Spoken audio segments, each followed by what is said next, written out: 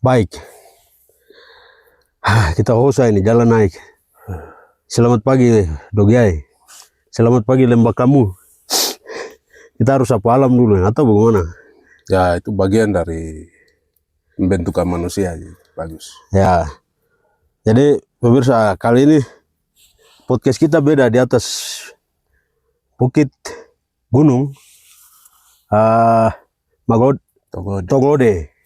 Di atas gunung Togode ini dari ketinggian kira-kira 1.600-an lebih atau 1.700-an lebih. 800. Ya, bisa antara itu 1.700. Sebelum kita mulai podcast, jadi saya mau sampaikan refleksi sedikit bahwa bila kita bersujud adalah cara manusia merendah diri, tak harus juga di depan sesama manusia. Sesekali taklukkan dirimu di puncak gunung. Bersujud bukan kepada gunung.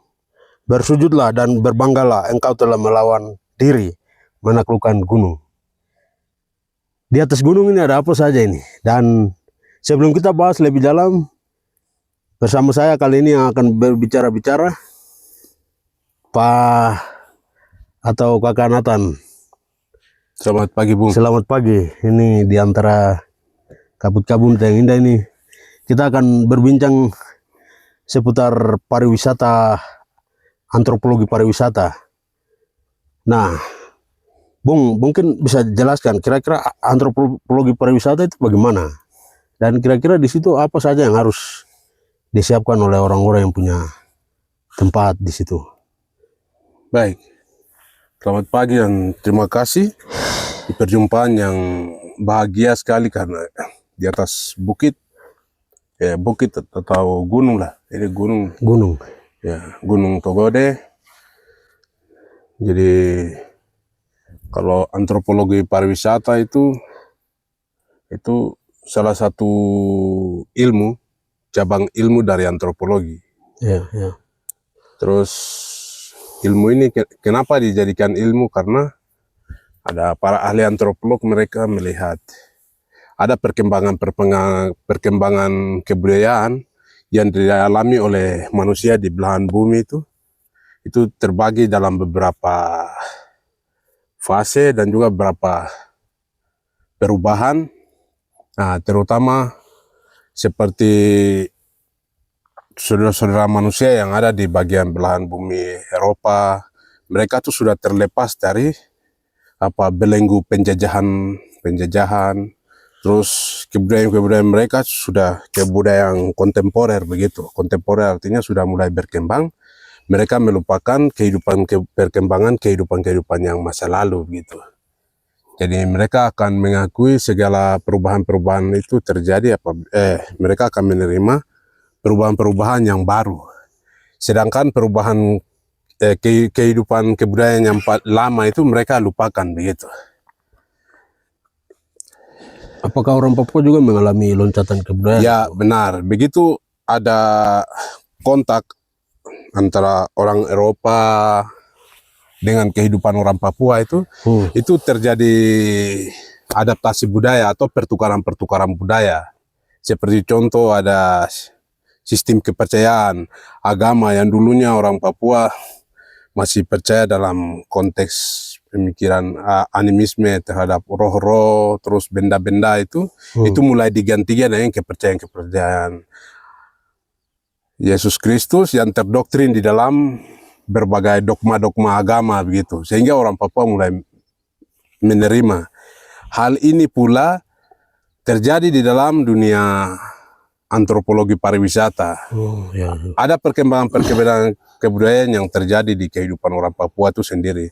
Seperti contoh ada istilah-istilah kota, misalnya ada kota-kota yang terpusat di satu kota itu kota metropolitan. Ya.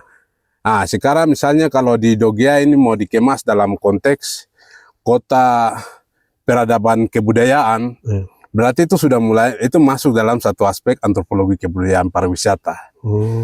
Ya, ada di dalam 7 unsur kebudayaan itu ada satu unsur, yaitu mata pencarian hidup. Dalam perkembangan antropologi pariwisata, itu ada satu unsur tadi, unsur mata pencarian hidup, itu biasa menjadi tantangan utama atau batu loncatan orang melihat pariwisata itu sendiri. Seperti contoh, kalau pariwisata itu masuk di satu daerah atau satu tempat, itu akan menjadi pro dan kontra oleh masyarakat setempat. Karena ini satu prospek baru yang akan mengubah kebiasaan masyarakat setempat itu menjadi kebiasaan lama dengan adanya kebiasaan baru gitu. Seperti contoh begini, yang tadinya mereka mempunyai alam yang indah seperti di atas Gunung Togode ini, ada lembah yang kita bisa lihat. Di belakang ada Danau Makamu. Di Danau Makamu. Terus ada sunset pagi yang kita bisa nikmati. Sunrise ya. Ini yang unsur pariwisata begitu. Sekarang kebudayaan itu berhubungan dengan kepemilikan misalnya. Kepemilikan tempat ini tempat ini siapa yang punya begitu. Apakah dia ada unsur cerita-cerita masa lalu tentang terbentuknya gunung ini, atau apakah ada tumbuhan-tumbuhan sini yang punya potensi, termasuk danau. Ya, danau. Cerita sendiri. Cerita tersendiri, lembah yang indah, lembah hijau yang indah. Ini akan menarik pengunjung atau turis yang datang itu. Itu sambil mereka melihat, menikmati keindahan alam itu, mereka juga akan diseduhkan dengan cerita-cerita ini begitu. Jadi orang tidak hanya datang kunjung sini di Togode ini.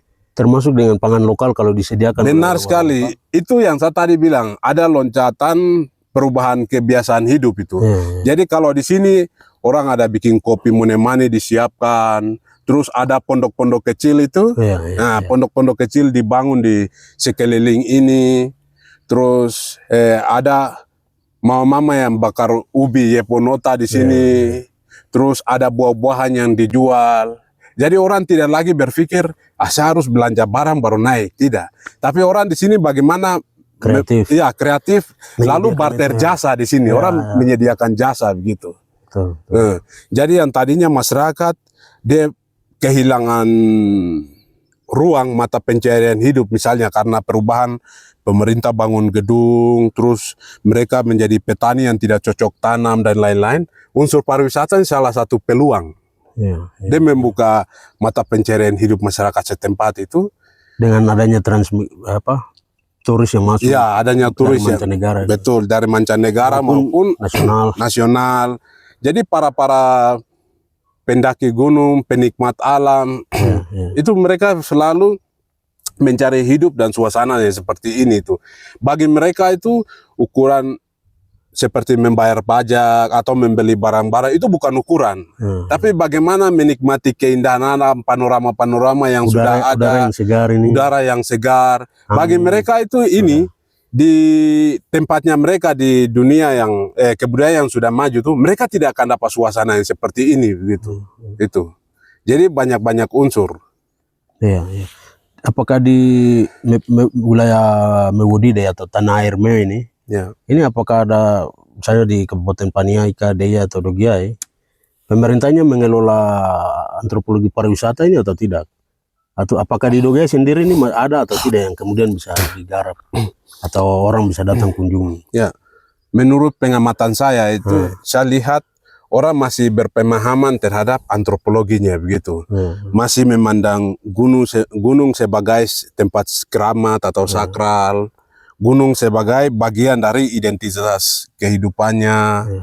Gunung tuh tidak gunung atau alam yang terbentuk indah ini belum ada inisiatif atau niat yang kreatif untuk membuka peluang ke orang atau orang yang mempunyai kebiasaan atau kehidupan lain begitu.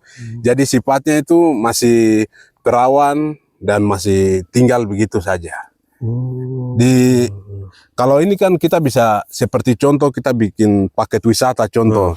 Orang datang masuk lihat lembah kamu, itu saja dia sudah masuk. Itu kalau dikelola dalam antropologi pariwisata itu dia sudah harus membayar karcis sebenarnya. Tapi selama ini kan orang hanya biarkan begitu. Itu satu, orang melihat lembah yang indah. Terus orang naik di atas bukit-bukit, lalu orang bisa lihat panorama-panorama alam yang terbentuk indah. Seperti yang lalu di bawah itu juga indah. Betul. Yang mudah dijangkau. Iya, itu yang mudah dijangkau hanya lintas. Tapi kalau yang ini kan sudah ada pendakian-pendakian yang harus dilalui. Seperti contoh ini kalau pendakian 1, 2, 3 itu ditata seperti tempat kunjungan orang seperti dalam agama Katolik jalan salib contoh. Dalam konteks religi juga masuk. Ya, ini konteks religinya masuk di situ. Jadi orang bisa lintas alam yang dari bawah itu dari jalan salib. Ya, ini akan bisa jadi jalan salib. Terus ada Goa Maria yang dibangun di lintasan ini. Terus ada rumah-rumah rakyat yang dulunya seperti tidak ada seperti Emawa itu. Kalau itu dibuat di sekitaran sini, itu akan menjadi alat filter sosial yang memberikan inspirasi kepada orang lain. Jadi orang akan berpikir bahwa, oh ini budaya yang lebih penting ya. Kita kalau ada di sini, kita bisa mampu menjelaskan kepada orang kalau budaya kita kehidupan masa lalu itu dengan ini. Jadi ini antropologi pariwisata itu corong yang akan membangkitkan inspirasi baru kepada generasi sekarang dengan untuk melihat kehidupan masa lalu. Itu kalau dikembangkan. Kalau fasilitas seperti ini atau tempat-tempat ini tidak dibangun, itu orang lupa tentang kehidupan masa lalu. Dia hanya berpikir tentang perubahan kehidupan ke depan, tanpa dia mengetahui arah perubahan ini kemana arahnya begitu. Sementara basis pemikiran tentang kearifan lokal itu tidak ada. Betul.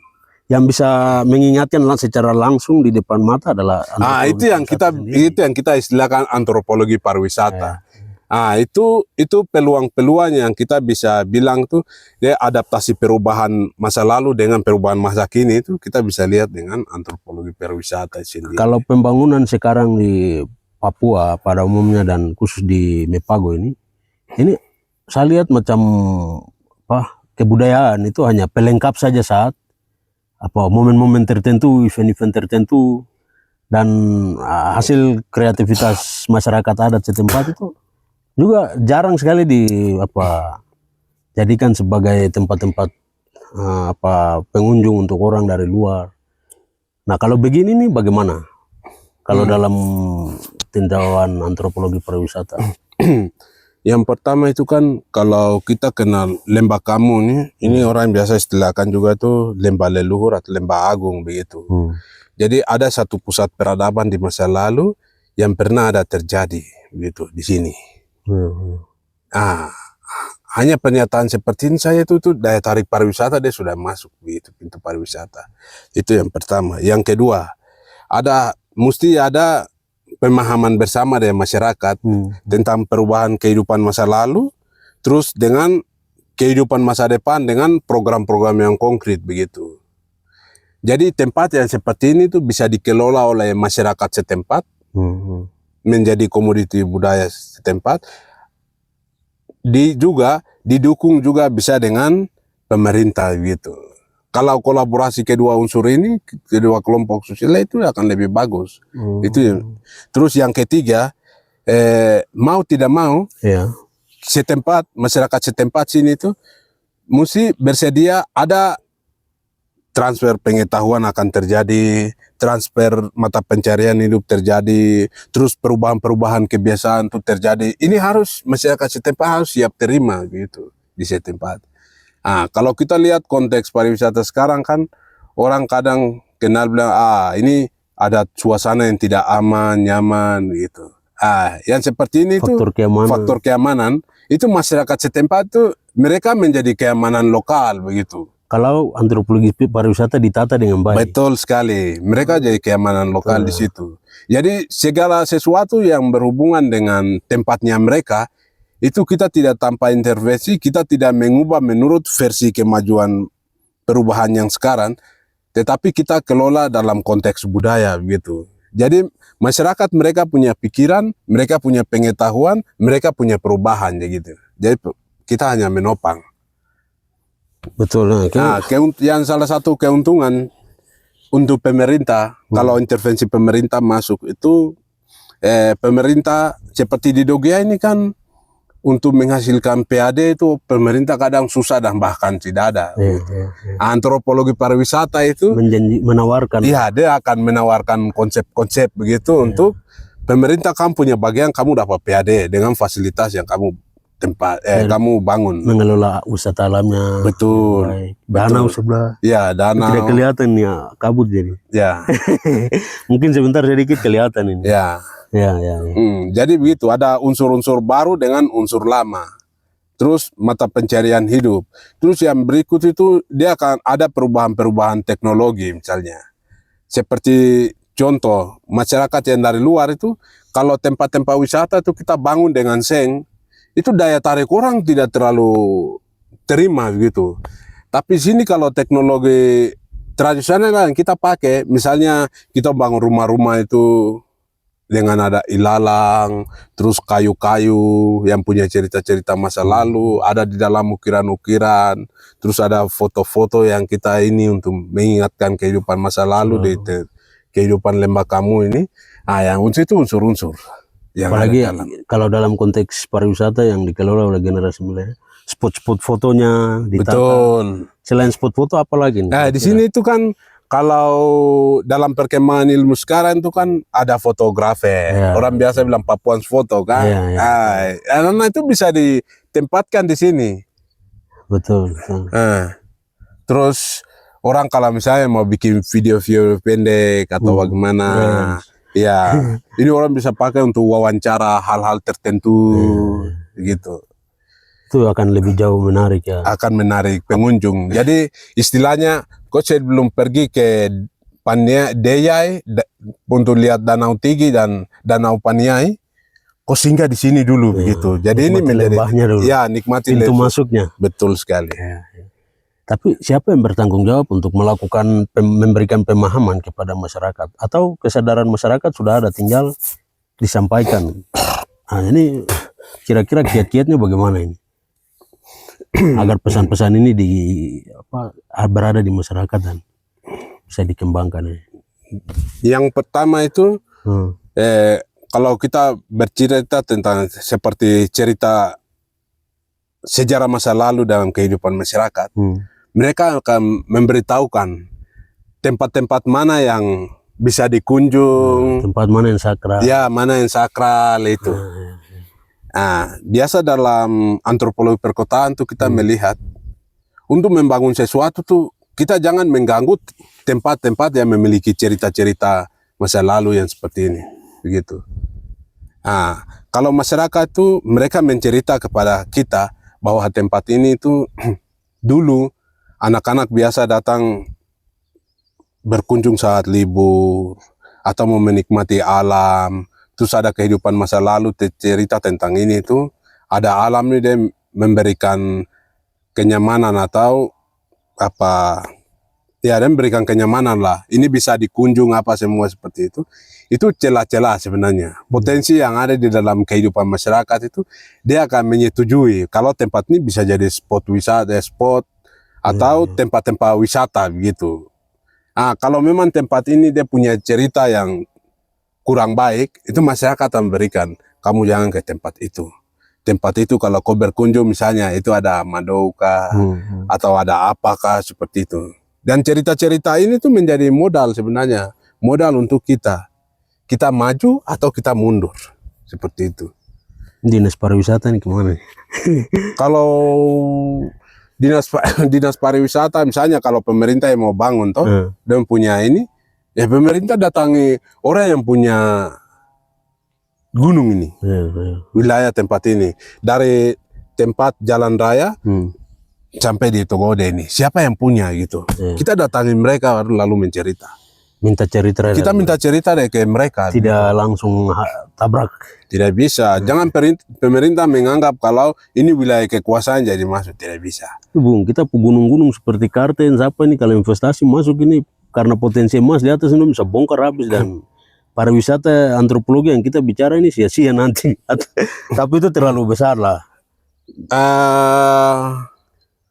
Itu sebelum naik ke atas itu di lereng-lereng kehidupan dan di lembah gunung itu biasanya masyarakat huni. untuk menjaga gunung yang tinggi itu ada kehidupan Berarti gunung masyarakat. punya cerita tersendiri. Benar sekali, Bung.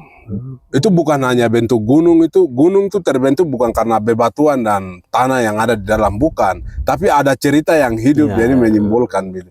Jadi istilah lain di dalam kehidupan masyarakat tuh gunung tuh simbol keagungan begitu. Identitas tadi. Ya, gitu. Jadi kalau misalnya kita lihat Gunung Togode ini, Togode ini simbol kemakmuran misalnya. Berarti tempat ini cocok untuk jadi pariwisata. Ya, betul. Sebelum kita naik ke gunung-gunung yang besar di atas ini. Iya. Tapi saya lihat ini ambisi nafsu dari investor-investor ini, mereka sudah tidak berpikir lagi soal bagaimana masyarakat, identitas gunung, soal histori dari cerita sejarah dari gunung masyarakat. Ada semacam terjadi pengabaian yang menurut saya pikir itu bagian dari cara membunuh sejarah masyarakat lokal. Benar, Bung. Begini, dalam perubahan interaksi masyarakat setempat dengan orang yang datang dalam itu orang kadang yang seperti tadi, Bung, orang lupa tentang antropologi itu sendiri atau kebudayaan itu orang lupakan. Lalu orang menerima pemikiran-pemikiran baru yang sifatnya itu paket budaya dari luar.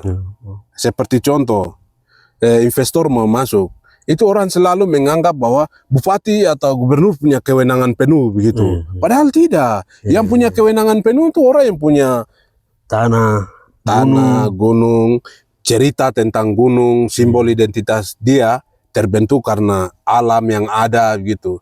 Jadi adaptasi budaya itu di situ.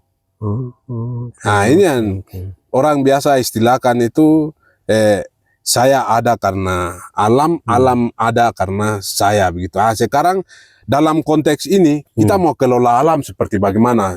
Sebelum investor kah atau tawaran pembangunan lain masuk lalu hancurkan potensi itu. Nah, itu mesti kita yang harus menginisiasi kegiatan-kegiatan ini seperti itu. Kalau kita sudah menginisiasi ini, itu yang tadi seperti Bung maksud, seperti investor kah, orang luar kah, dan lain-lain, mereka datang, mereka mengikuti itu tata cara kebiasaan. Iya, masyarakat adat setempat begitu. Bukan kita yang ikuti koi, tapi koi yang ikuti kami begitu. Tapi sini terbolak-balik nih Papua ini. Iya, memang Papua dan Dogiai dalam konteks sekarang ini kan belum berkembang. Orang belum merasakan itu seperti saya tadi bilang antropologi perkotaan. Ada satu pusat kota, bagaimana orang hidup di situ dengan skill, keterampilan. Orang hidup di situ dengan penawaran jasa. Terus orang hidup di situ dengan rasa kehilangan begitu, kehilangan tanah mereka, tempat mereka dilahirkan dan lain-lain. Jadi belum mereka rasakan ada pergeseran nilai itu.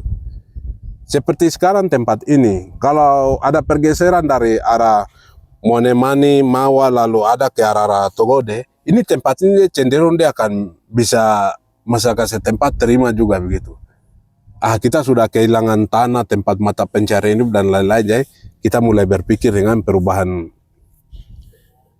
mata pencarian yang baru. Tapi, gitu. Antropologi pariwisata itu menghambat pembangunan atau tidak? Kalau misalnya pemerintah bilang mau bongkar jalan, kemudian terjadi pemalangan larangan dari masyarakat.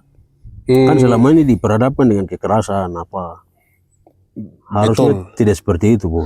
Betul. Yang selama ini terjadi itu kan karena tidak ada pendekatan antropologi. Dia lebih ke pendekatan pembangunan.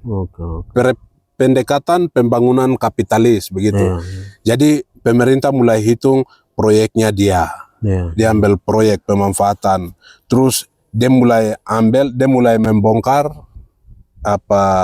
jalan tanpa menghitung dampak tumbuhan yang dia matikan, yang masyarakat selalu ambil untuk meningkatkan memenuhi kebutuhan hidup dia sehari-hari. Contoh obat-obat tradisional. Ya, obat tradisional, terus dia mungkin masyarakat masuk ambil pohon, terus pohon yang ada di gunung sekitar tuh biasa dihinggapi oleh kuskus, burung-burung dan lain-lain. Ini mulai dihilangkan. Ini yang biasa jadi soal di dalam itu. Habitat dari burung-burung endemik yang ada hilang. Betul. kus-kus yang ada Ya, itu kan siklus alam yang ada. Ya, yang ini yang tadi saya maksudkan itu cerita kebudayaan masa lalu yang membentuk identitas mereka itu, yang kita harus perhatikan begitu. Kus-kus atau burungnya tidak bisa diburu sembarang juga. Tidak bisa. Itu kan dia punya identik dengan kehidupan marga setempat ya. Marga setempat itu ada cerita dengan kehidupan masa lalu dia, atau ada burung tertentu tuh punya cerita dengan kehidupan yang seperti ini kita tidak boleh hilangkan. Ini kan seperti dia membentuk satu ekosistem, siklus kehidupan yang ada. Iya, siklus kehidupan yang ada di lembah ini seperti kita bisa lihat hamparan danau, sunrise pagi dan lain-lain. Itu siklus kehidupan alam yang dia sudah lama hidup dengan kehidupan budaya masyarakat setempat. Sebelum kita bahkan pemerintah hadir barang. Betul. Ya sekarang tugas kita di generasi yang sekarang ini bagaimana antara kehidupan masa lalu dengan potensi sekarang tuh kita kelola. Kelola. Tidak merusak. Manajemen. Iya, dengan tidak merusak. Pengetahuan lokal yang ada itu kita kelola dengan kebijakan baik yang dimiliki oleh pemerintah. Itu kita kelola, kita kolaborasikan sama-sama, lalu kita olah dia. Olah dia maksudnya itu ada kesepakatan yang dimunculkan antara masyarakat setempat dengan pemerintah untuk melihat arah pembangunan ke depan dalam antropologi wisata seperti apa, prospeknya apa saja, begitu. Jadi apa yang kita sepakati itu yang kita lakukan sama-sama, begitu antara dua unsur ini. Sepakat lain kemudian main lain, latihan lain, main lain. Itu tidak usah, itu main di luar, di luar lapangan sepak bola. Ya, kalau yang ini main di dalam, ya begini. Kalau dalam sepak bola orang biasa main patah kaki apa? Macam tadi itu. Kalau kau paksakan sistem jalan berarti kau juga akan patah di tengah jalan.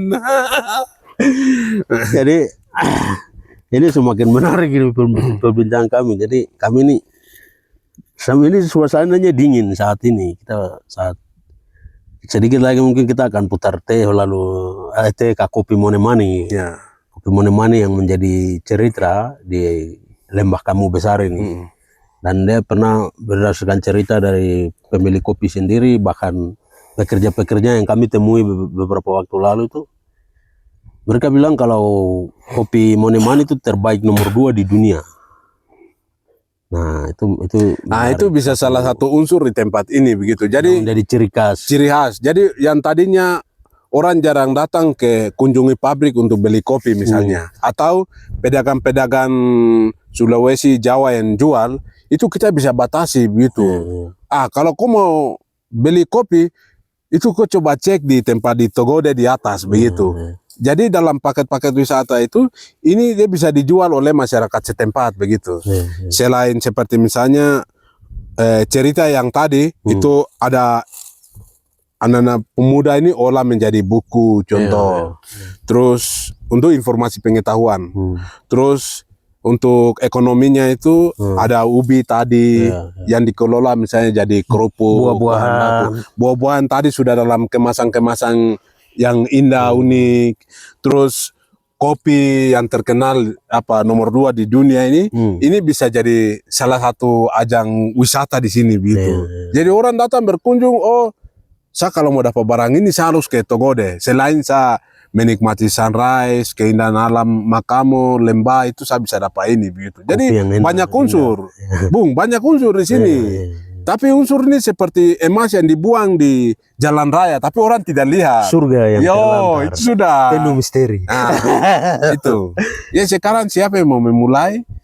Siapa yang memulai, dan kalau memulai ini arahnya kemana? Gitu. Kalau memulai misalnya dari antropologi wisata, mari kita bicara begitu. Barang ada depan. Betul.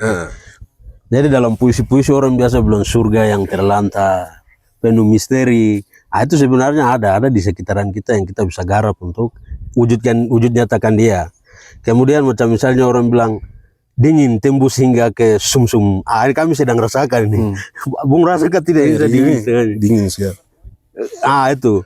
Yang suka-suka menulis puisi, kalau naik ke sini baru bikin puisi, karya-karya seni yang itu akan jauh lebih menarik, karena peluang-peluang itu juga menjanjikan di dalam konteks antropologi pariwisata ini. Jadi Bung, kalau pemerintah punya Dinas Pariwisata, Kebudayaan, Pemuda dan Olahraga toh. Ini sebenarnya itu prospek yang bagus. Bukan kita dinas ini nih, dia bukan hanya duduk-duduk di kantor lalu menikmati teori, anggaran, program-program buta. Tidak bisa Bung. seperti begitu. Iyo. Kalau dengan konteks antropologi pariwisata itu dia mengantar begitu. Dia itu menjadi jalan orang yang tadinya kerja di kantor, orang mulai turun melakukan pendekatan dan melibatkan masyarakat di dalam dia kehidupan di dalam dunia era perubahan itu dia libatkan di situ. Jadi masyarakat yang melakukan perubahan-perubahan begitu. Bukan pemerintah yang nanti mau lakukan perubahan. Supaya nama naik jadi bikin perubahan. Itu tidak ada cerita. Ya, masyarakat harus jadi subjek dalam pembangunan iya, itu. Apalagi berbasis antropologi. Gitu. Jadi itu. Padosen ya bang. Jadi antropologi pariwisata itu jalan tuh menjemput perubahan-perubahan di masa depan begitu. Jadi kalau kau mau lihat perubahan masa depan, jalannya antropologi pariwisata. Bung ini Pak Guru, Bung mengajar di anak-anak bagaimana ini? Jadi kalau saya di sekolah itu saya mengajar seni budaya. Saya mengajar seni budaya. Jadi saya biasa lihat begini, 7 unsur budaya. Salah satu unsurnya itu kesenian gitu. Kesenian apa saja yang ada di Dogiai gitu. Misalnya ada anak-anak siswa tuh biasa jawab begini, Pak Guru, di sini tuh bisa waita juga tuh satu simbol interaksi untuk simbol kemenangan begitu, kemeriahan untuk memenangkan sesuatu. Tapi ini kadang orang dengar waita dong lari. Tidak, tidak, itu simbol kemenangan dari satu komunitas atau kelompok. Terus orang biasa bilang itu ada Yugo misalnya toh di dalam Yugo itu kan ada ada Mawa. Ini menjadi tempat-tempat begitu, tempat-tempat ya. Murid itu kadang saya dorong ke sana. Nah, makanya tadi saya bilang kalau tempat ini sudah jadi tempat yang seperti tadi wisata, ada aktivitas yang tadinya misalnya Yugo itu kita tunggu sampai 5-6 tahun. Kalau tempat ini sudah menjadi spot wisata toh, itu anak-anak yang tadi kita tidak belajar di kelas sana. Kita datang di tempat ini belajar begitu. Langsung ya belajar langsung. Kau lihat keindahan alam. Terus siswa-siswa ini mereka datang langsung belajar di alam dengan toko-toko adat budaya yang sudah ada kita siapkan itu. Mereka langsung belajar di situ. Berarti generasi-generasi ini penting untuk disiapkan agar ke depan itu mereka bisa menata antropologi pariwisata ini dengan baik. Betul sekali. Itu mulai dari pelajaran seni dan budaya di sekolah. Ya. Jadi anak-anak ini kan kita ajarkan bukan pengetahuan orang lain atau budaya lain begitu. Tapi kita ajarkan pengetahuan mereka, budaya mereka, kebiasaan mereka itu punya manfaat ketika mereka nanti ada di usia 20-an, 30-an begitu. Nah, jadi kita ajarkan tuh prospeknya begitu di situ. Betul. Anak-anak siswa dari sekarang begitu. Contoh, saya selalu kasih tugas ke mereka tuh ajar. Coba kamu ceritakan asal-usul marga atau terbentuknya alam di kehidupanmu gitu. Itu kenapa diberikan tugas? Karena ketika mereka pulang itu menjadi refleksi antara interaksi orang tua dengan anak tuh terjadi di situ. Itu sudah pelajaran antropologi itu di situ. Jadi saya di sekolah itu hanya memfasilitasi, menghubungkan antara kehidupan masa lalu orang tua orang dengan kini. Memang ada istilah orang bilang, anak-anak kecil kok tidak boleh belajar tentang budaya. Bukan. Justru anak kecilnya itu mesti dipupuki. Gereja juga jangan batasi. Karena dong anggap ini masa kuno, masa lalu. Oh tidak ada, tidak boleh. Bertentangan dengan. Tidak boleh. Gereja itu bangun di atas tanah adat. Gereja bangun di atas tanah adat. Terus gereja datang tuh di dalam kehidupan orang setempat, masyarakat adat. Antropologi wisatanya. Ya, begitu. Nikmati foto-foto, bukti-buktinya ada. Betul, Bung. Kemudian foto-foto itu yang bisa dipajang di sini nih. Jadi, Bung. Tetapi, Bung, sebelum kita ke sana itu kemarin tuh di Kompas yang kita ada baca berita itu, Presiden Prabowo itu dia sudah sepakat untuk sekolah-sekolah adat. Bupati Dogiai, Pak Yudas Tebay juga sudah sepakat untuk bagaimana mendukung program sekolah-sekolah adat. Nah, apakah ini bisa diintegrasikan juga dengan pariwisata antropologi di dalamnya, di dalam sekolah ini? Bisa atau tidak itu? Kalau misalnya dorang ini kan hanya buang wacana begitu, seperti judul begitu. Isinya apa? Siapa-siapa yang kerja? Siapa yang kerja? Siapa kapan memulai? dilakukan? Kapan dilakukan? Itu kan berhubungan dengan konsep begitu. Konsep kalau bicara adat berarti itu dia berhubungan dengan antropologi. Nah, sekarang pemerintah mau kah tidak hubungi antropolog kumpulkan begitu di Dogiai? Iya, di Dogiai.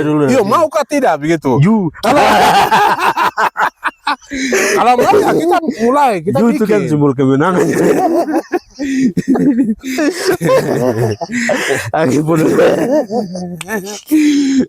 Kalau mulai, kalau tidak apa-apa juga begitu.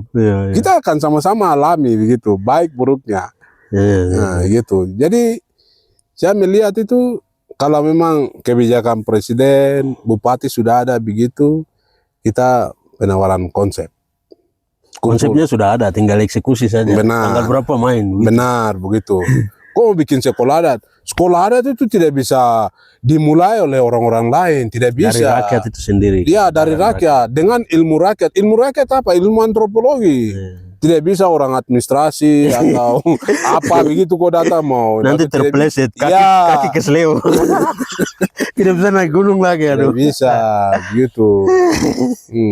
Ya, ini jadi seperti kalau kita di sini itu kan antropolog yang senior yang antropolog senior dulu seperti Thomas Tiggy, Gervasus Dogomo, mereka ini alumni antropologi. Jadi dalam mereka menjadi pimpinan di dalam pemerintahan, mereka bangun konteks Dogiai itu dalam perspektif antropologi politik. Dulu. Saat mereka memimpin. Iya. Jadi kita lihat Dogiai ini. Iya, kita lihat Dogiai itu cara pandang mereka di pendidikan mereka di masa lalu. Itu. Terus kalau akademisi yang dari antropolog di sini paling senior itu ada Pak Andreas Go. Oh, dosen antropologi. Benar sekali. Gimbal. Ya. Bapak yang kalau mengajar smoke. Ya, Bapak smoke. Terus dia sudah memulai dengan misalnya gerakan Makewapa, Makewa. Nah, itu sebenarnya potensi-potensi yang pemerintah harus lirik begitu. Ini ada gerakan kebudayaan dilakukan oleh masyarakat. Tapi bagaimana begitu? Sejauh ini apa yang dilakukan? Seperti contoh jalan raya yang sekarang sedang dibangun ini, itu dalam antropologi perkotaan, masyarakat setempat itu melarang karena jalan raya ini dia terhubung dengan tempat religinya masyarakat setempat begitu. Jadi harus dipindahkan. Yang begini nih pemerintah harus dengar. Oh, tidak boleh sini, harus begini. Seperti contoh pemalangan-pemalangan yang terjadi itu antara generasi sekarang dengan pembangunan ini kan tidak ketemu di situ. Akhirnya ada ketabrakan budaya di situ. Nah, ini kalau dipindahkan contoh, misalnya dipindahkan ke tempat lain lalu daerah itu menjadi daerah zona budaya yang dipikirkan oleh Bapak Andi, Panason Pigai, mereka sudah lakukan. Itu bisa menjadi satu tempat untuk jadi wisata religi. Kalau di Daya Pak Manfred Mote. Ya, di Daya Pak Manfred Mote. Betul. Mereka lakukan itu. Dan ada kampus TUI ya di sana, tapi itu religi mengajar. Betul. Jadi yang ini nih dia konteks budaya. Jadi ini murni budaya.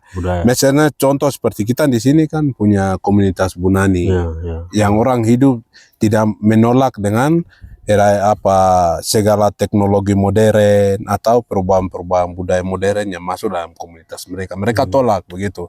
Seperti contoh, mereka tidak mau makan nasi. Terus barang-barang yang berbau pabrik, minyak, garam dan lain-lain itu mereka tidak konsumsi itu. Komunitas itu ada ya? Ada komunitas di sini, begitu. Nah, sekarang potensi-potensi sudah ada. Pemerintah bagaimana? Mau kerjasama atau tidak? Mau buka peluang atau tidak? Mereka ini mau buka mau libatkan mereka dalam prospek pembangunan kah tidak? Begitu. Kalau memang mereka tidak mau, berarti ya kita bisa bicara, begitu. Bahwa perubahan itu bukan perubahan yang statis, seperti benda mati, batu-batu besar, bukan. Perubahan tuh itu dinamis, dia berubah setiap saat, setiap detik, setiap menit dia berubah setiap hari. Ya, kita harus menerima itu, tapi dengan menjaga kearifan. Iya, dengan menjaga kearifan lokal gitu. Pariwisatanya dijaga, Betul. apa makanan lokalnya dijaga, Ya, terus nilai-nilai budayanya. nilai budayanya, cerita-cerita tentang gunung. Betul. Kadang sebatas orang hanya datang naik ke gunung, indah, tapi Don't lupakan budaya budayanya, begitu, cerita. Ya. cerita storyline tentang gunung. Ya. Apa ini kan orang tidak, misalnya ada pohon-pohon yang punya cerita, ada unik-unik yang punya cerita, itu kan tidak tersampaikan begitu. Jadi Bung, kalau saya sebenarnya cerita tentang antropologi pariwisata saya sudah mulai di sekolah. Iya kan? Sejak saya mengajar saya sudah mulai. Saya suruh murid-murid itu, Pak, kamu cerita tentang kamu punya alam begitu. Kamu punya identitas. Siapa kamu? Who I am, kadang itu. Siapa saya? Iya deh ya. Siapa saya begitu? Saya asal usul marga saya, nama saya. Contoh saya biasa bilang itu, apa? Kau punya nama misalnya Kebadabi. Itu Kebadabi itu hanya nama sih di sini begitu, tidak masuk di Google. Tapi kalau kau tulis nama saya Yakobus, Yakobus Tebai atau Yakobus apa begitu, coba kau masuk nama Yakobus, Google langsung ditampil. Gitu. Termasuk murid Yesus. Betul. Itu kok bisa dapat itu. Yakobus unsur religinya apa, Yakobus sosial apa, tokoh agama dia berperan sebagai tokoh sosialnya apa. Kok bisa baca di situ begitu. Tapi kalau misalnya Kebadabi, kok tidak bisa dapat karena itu nama ceritanya ada di sini. Kok dari jauh datang ke kampung baru tahu Kebadabi itu apa? Ya, itu maksudnya. Gunung apa tadi? Ya, itu nanti berhubungan ya, misalnya Gunung Togode. Ataukah Gunung apa? Dogyai, Komakago kah? Di sebelah. Iya, begitu. Ada gunung besar yang sebelah ini. Oh, itu di sebelah itu Odiai, yang bukit kecilnya itu Odiai. Iya, begitu. Ini secara antropologi saja kita sudah bisa sangat kaya raya. Betul, Bung. Tapi itu tidak digali, kadang dilupakan dari era pembangunan. Ini yang ada lagu bilang sayang disayang, siapa yang disayang? Kasihan. Ya gitu Bung, antropologi. Jadi saya sudah mulai dari sekolah. Jadi anak-anak saya itu setidaknya mereka punya pemahaman sudah ada gitu tentang alam diri mereka, terus prospek mereka di usia mereka saat 20 atau 30 tahun ke depan. Saya sudah cerita bahwa perubahan sekarang seperti ini dan perubahan ke depan akan terjadi seperti ini, perubahan kebudayaan gitu. Itu kita biasa menjadi diskusi kita di kalangan anak-anak sekolah. Iya, di jadi tidak hanya di dosen-dosen antropologi saja. Ya, itu kan lebih ke konteks ilmu dan penerapannya. Tapi yang ini nih menjadi pelajaran begitu. Kita pelajaran. Jadi harapan ini mungkin anak-anak ini bisa yang Bung ajar ini kemudian bisa mengembangkan konsep pemikiran hari ini yang kita bicara di pagi hari di Gunung yang Indah ini. Betul. Harapan saya itu kan kalau di sekolah itu kan kita belajar hanya paling lama 2 jam. Paling sedikit kadang 1 jam. Kadang tidak dipandang ini pelajaran yang penting. Nah, tapi saya harap itu kan nanti anak-anak ini mereka akan memperdalam ilmu yang saya ajarkan itu menjadi stimulan untuk dia begitu, daya dorong yang kuat sehingga dia menjadi penasaran tentang dirinya, alamnya, dan dia punya masa depan. Sehingga dia memilih. Saat dia SMA dengan dia kuliah, dia sudah memilih begitu. Oh, lalu Pak Guru bilang seperti ini, saya harus memilih yang ini begitu. Supaya prospek saya di tahun ini saya di sini. Itu sudah. Dia ini yang kemudian akan menjadi guru-guru lokal atau tour guide untuk wisatawan yang datang. Betul. Karena saya tadi sudah bilang perubahan itu tidak statis, tapi dia dinamis. Jadi saya bayangkan di Dogyai ini nanti 30 tahun ke depan atau 5 tahun ke depan, anak-anak murid saya itu sudah punya pemahaman. Dan Dogyai Dowena itu semakin nyata.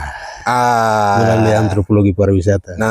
Orang lihat indah, tapi dapat cerita yang baik. Betul, tentang latar belakangnya, terbentuk alam, cerita alamnya. Dan tadi kita bicara panjang lebar itu. Betul, gitu. Kita akhiri lanjut. Kita akan lanjut di tema yang berikut. Tunggu kami lagi di bagaimana perubahan peran kepala suku. Bisa kah tidak, Bung? Bisa, Bung. Thank you.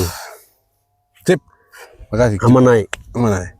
Nah, ini sepertinya harus simbol ini nih sebelum mulai diskusi kah kita harus Atau akhir kah? iya atau akhir kita harus mulai gini. Ini kipomoti Iya. dalam bahasa Me, kumbi dalam bahasa Lani. Iya. Kinauna koya amula namula wa